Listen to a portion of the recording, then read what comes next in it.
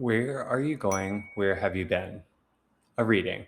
Connie is 15, suburban, and already fluent in the art of self division. One version of herself for the house, one for the world outside it. Her mother sees the home version and kind of finds her lacking. The outside version, the one that moves through malls and drive ins with confidence, that one she keeps to herself. The split feels like survival. It is actually a trap. One Sunday, the family clears out and she's alone with the radio, and a gold jalopy pulls in. The driver calls himself Arnold Friend. He's wearing the full costume jeans, boots. He's got the right slang, the right references, but none of it sits right on him. He's older than he's pretending to be. Like that meme, the one, hey there, kids. He knows her name, her friends, and exactly where her family went. He's got this sidekick, Ellie, that sits in the car the whole time with the radio going. The music doesn't stop, and Arnold wants her to come for a ride.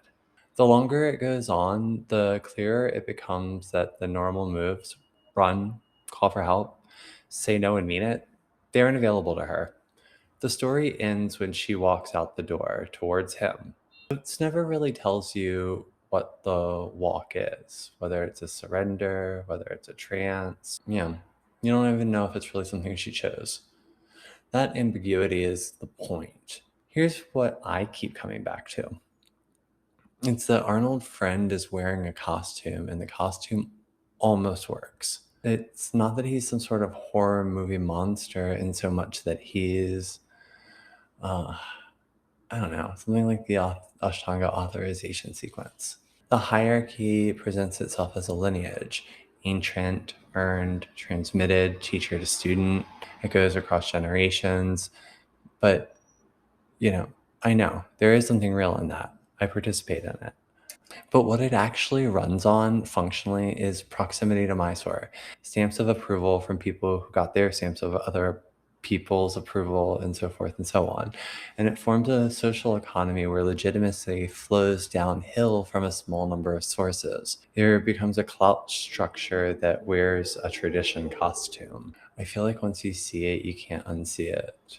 It's, like both Connies. After a decade more building the yoga club as like a genuine community space, affordable, inclusive, structured around student autonomy rather than dependence, while also existing in a world that wants to measure that work by credentials and via relationships that I don't particularly trust.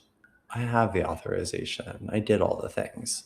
And so, frankly, I find this split exhausting. And more than that, I think it's dishonest to bifurcate the realities of the situation from my moral code. I I've built my pedagogy on honesty being non-negotiable to the best of one's ability, but not above harming. The Arnold Friend move is always the same. He makes you feel known. The structure flatters you with recognition, and it implies you're one of the real ones, almost in the circle. That feeling of being seen is load bearing. It's what keeps people oriented towards the approval of a center that doesn't actually serve them.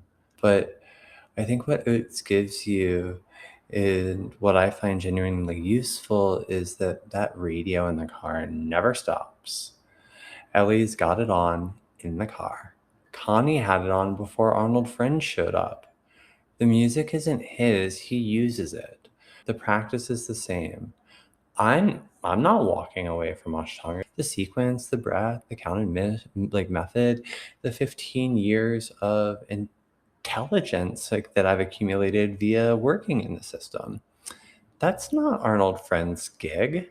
He just showed up in the driveway and acted like it was. Walking out the door, like it's not destruction. It might be the first honest move you make in a long time. Connie.